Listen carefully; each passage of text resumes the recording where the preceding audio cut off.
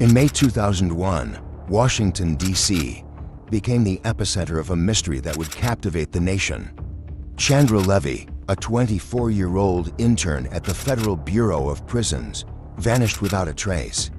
As days turned into weeks, the search for Chandra grew frantic, but as investigators delved deeper into her life, it became clear that this case was not just a missing persons investigation. It would eventually expose secrets, allegations, and a political scandal that made headlines nationwide. It's always frustrating when you're covering a story and there is no conclusion. You know, we want to finish. Well, this is how it happened. We don't know.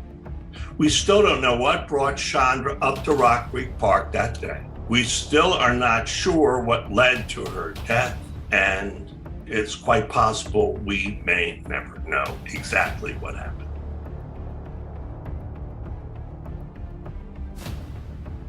The search is on in the district for a missing woman. Her name is Chandra Levy. She is 24 years old and hasn't been seen since April 30th. Levy lived in an apartment on 21st Street in Northwest Washington. Jackie Benson is there now with the latest on the story. Jackie? Detectives returned here just a few moments ago. They are searching. The first time I heard Chandra Levy's name, it was in the morning before I came to work. I might have been at the gym or something like that. And I got a phone call from a police source. And I'll never forget it. He phrased it exactly like this. There's a young woman, an intern, who's missing from her apartment in Northwest D.C., and she was having an affair with a congressman. And the person hung up.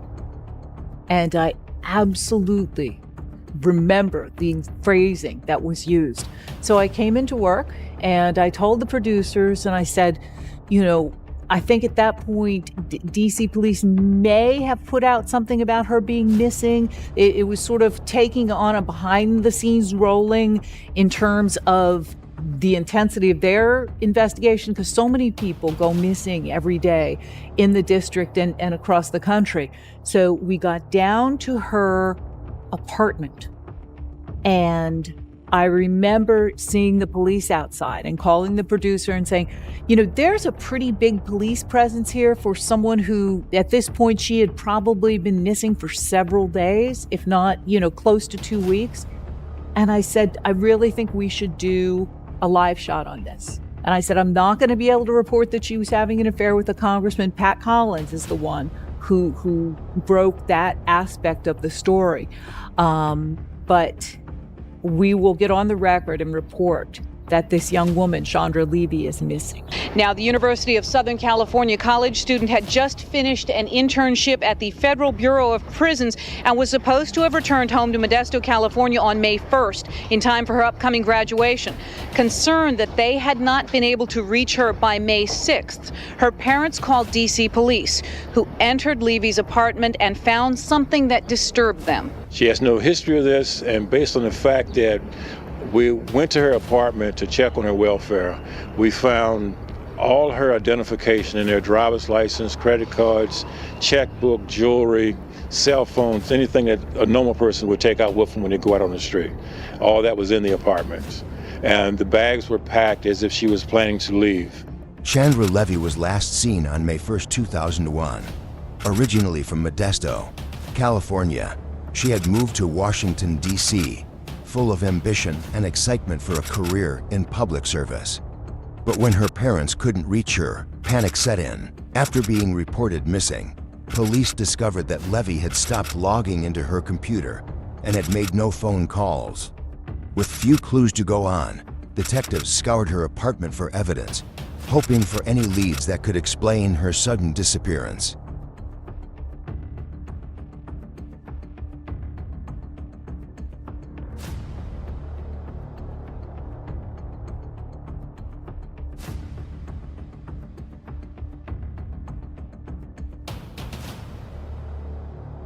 Pat Collins is live now outside Levy's apartment in Northwest with the latest on the story. Pat?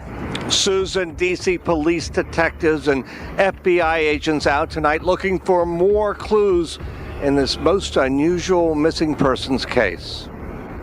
Chandra Levy was supposed to be in California to graduate from USC today, but she's disappeared, and her parents are most upset. She's a wonderful, wonderful, wonderful person. We just miss her. Yes, We want we her do. back. I want to have faith that she will come back. It's a story that had a lot of elements that made it compelling. A story that a lot of people could identify with. An attractive young woman comes to Washington to better her life, advance her career, gets involved in an affair with a politician, ends up missing under suspicious circumstances. And there was this drumbeat. Where is Chandra? What happened to Chandra? That is fueled by actions by her mother, Susan Levy, who came to town holding a yellow duck. It was one of Chandra's favorite stuffed toys as a little girl. And she came with a plea, a very poignant plea, I want my daughter back. And it created an environment and, like I say, a drumbeat that just continued on and on and on throughout the summer of 2001. I always say, honor thy father, but never mess with a mother on a mission. And Susan Levy came to our city with a mission. She wanted to know where her daughter was, what happened to Chandra. As the investigation into Chandra's disappearance intensified, investigators uncovered a shocking connection. Chandra had been involved in an affair with Congressman Gary Condit. This revelation sent shockwaves through Washington. Although Condit denied any involvement in her disappearance, public suspicion grew. His odd behavior during interviews and lack of transparency further fueled the media firestorm, turning him into a central figure in the case. Yet despite the attention on Condit, there was still no sign of Chandra and no clear evidence of what had happened to her. Did you know about her friendship with Congressman Condit? Professionally, they have talked about, the future about FBI going into, chances of what you do to get into the FBI. Like it increases your chances to have language, secondary language, or possibly going to law school. And that's all I can tell you at this point. Susan Levy came to our city with a mission. She wanted to know where her daughter was, what happened to Chandra. And she hired an attorney. His name was Billy Martin. He was a former principal assistant U.S. attorney. Billy Martin knows the judicial system in this town as well as anybody else. And Billy went out and he hired some private detectives, and they started an investigation of their own. Chandra had told her family she had a secret friend here in Washington. She didn't tell them who that secret friend was. Well, it turns out that secret friend was Congressman Gary Condit from California, from Modesto, which was the congressional district I think the Levys lived in.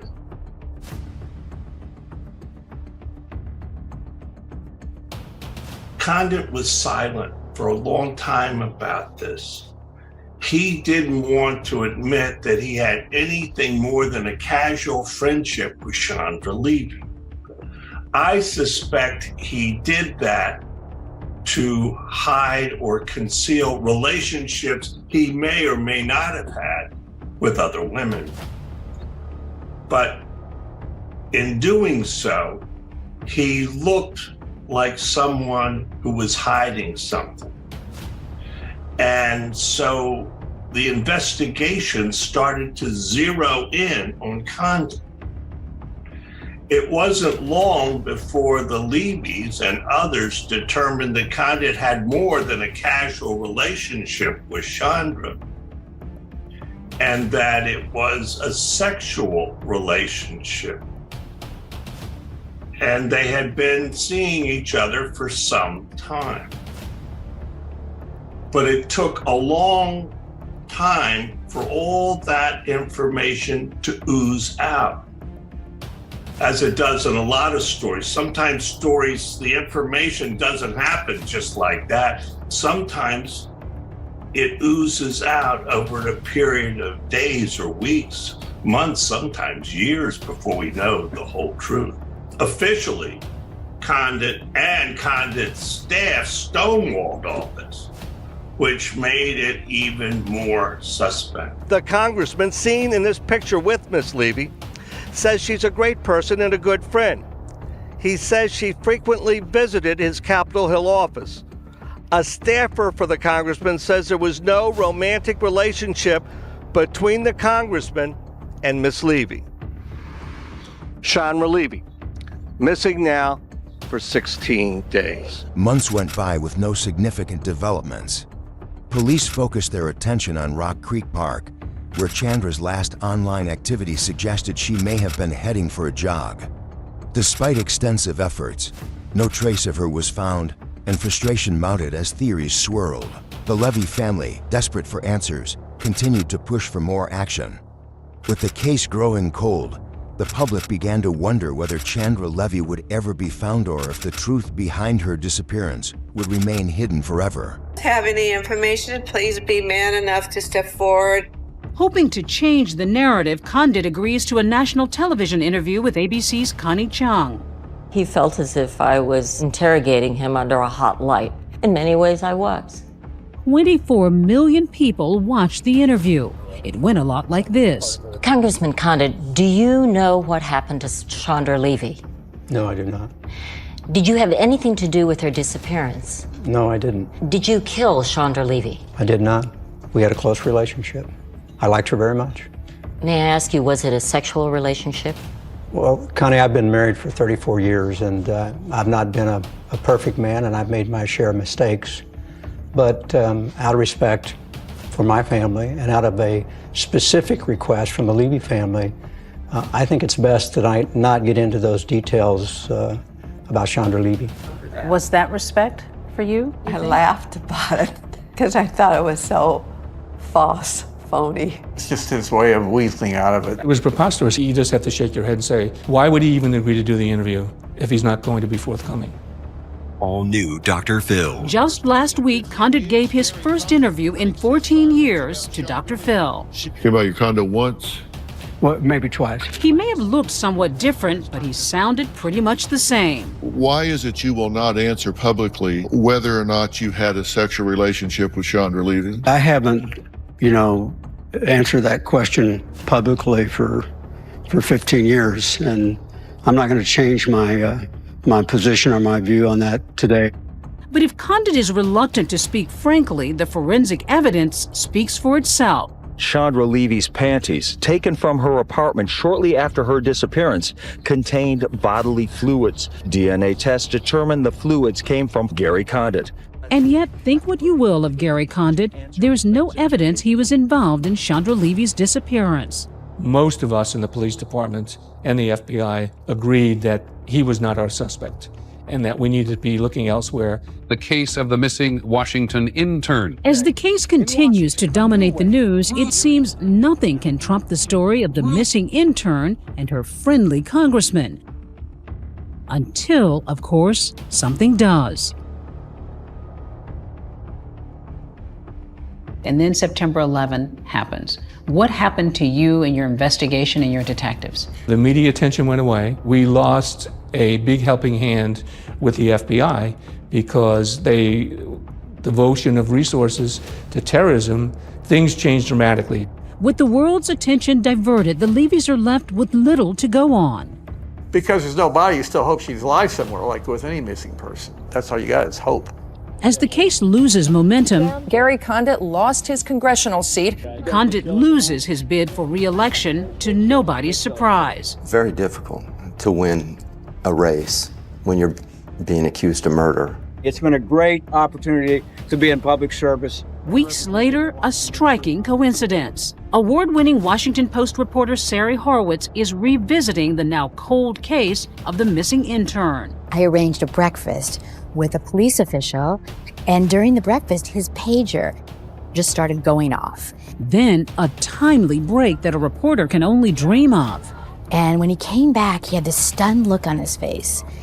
And he said, "You're not going to believe this, but I just got a call, and they think they found Chandra Levy's remains in Rock Creek Park." Nearly a year after she vanished, on May 22, 2002, Chandra Levy's remains were discovered by a man walking his dog in a remote area of Rock Creek Park.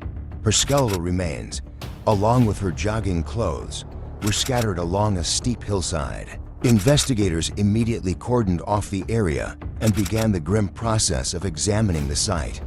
The discovery was a devastating blow to the Levy family, but it also reignited the investigation. With Chandra's body found, authorities now faced the difficult task of determining how and why she had been killed. The remains lay in a remote section of Washington's largest park, 5 miles from Chandra's apartment. Finally, they discover her body in Rock Creek Park. Huge park. Huge park. Twice as big as Central Park in New York City. The gruesome discovery made by a park regular. Here's Park. I was walking my dog and I came across a human skull. This is actual crime scene video, never before seen publicly. Those are Chandra's Reebok sneakers and her jogging pants tied in knots, which will lead investigators to believe this was no accident. But no sighting of her gold ring. He cried. Yeah, cried a lot. He screamed and cried. Yeah.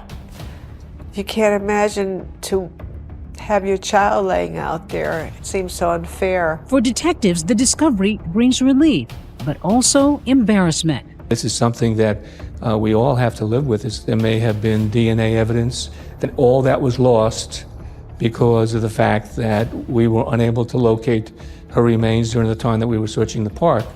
The remains found 79 yards off a dirt path down a sharply steep embankment. Police had searched 100 yards off all paved roads. Had they searched 100 yards off all foot trails too, they may have found Chandra's body, DNA intact, months earlier. Some people see that as evidence of ineptitude on the part of the police. Is that fair? Everybody's entitled to their opinion. Critics say it wasn't to be the only police blunder.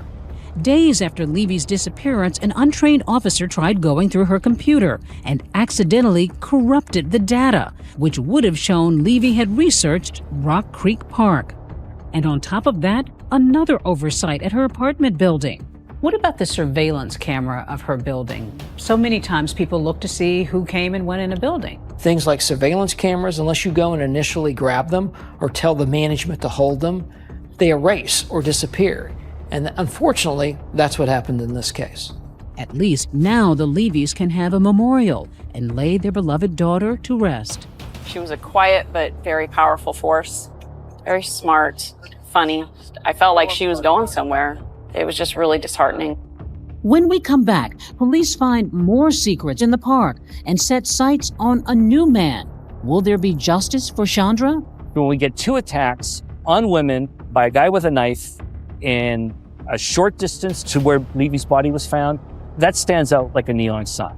And for the first time, the voice of the witness who could both make and break the case. He told me he didn't know he killed her. It was an accident. After years of speculation, a new suspect emerged. Dingmar Guandique, an undocumented immigrant from El Salvador.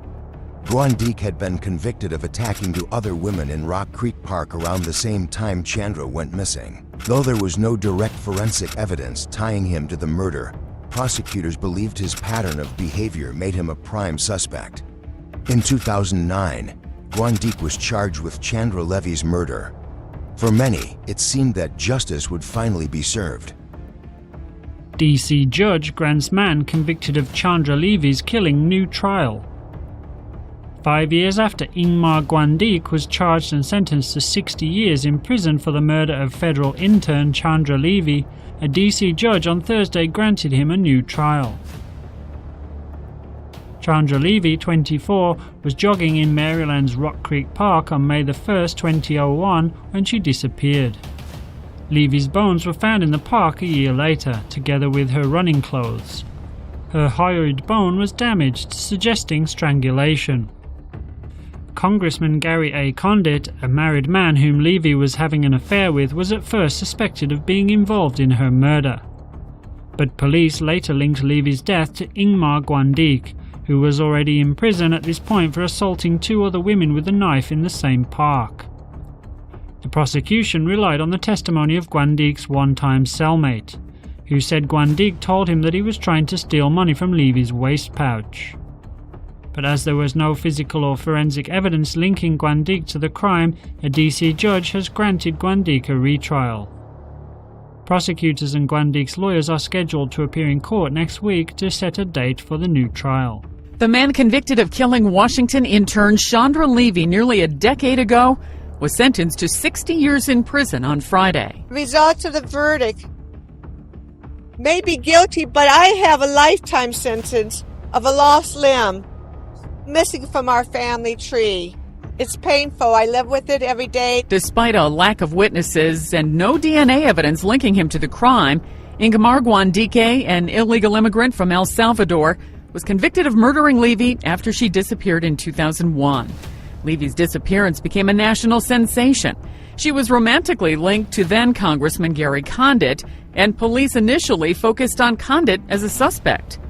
Eventually, Levy's remains were found in a park, and police shifted their focus to Guandike. But Condit's political career was ruined. Guandike was convicted of first-degree murder last November. He told the judge that he was sorry for what happened, but he still proclaims his innocence. Sandy Kozel, The Associated Press. In 2010, Ingmar Guandik was convicted of Chandra Levy's murder and sentenced to 60 years in prison. However, his conviction was met with controversy.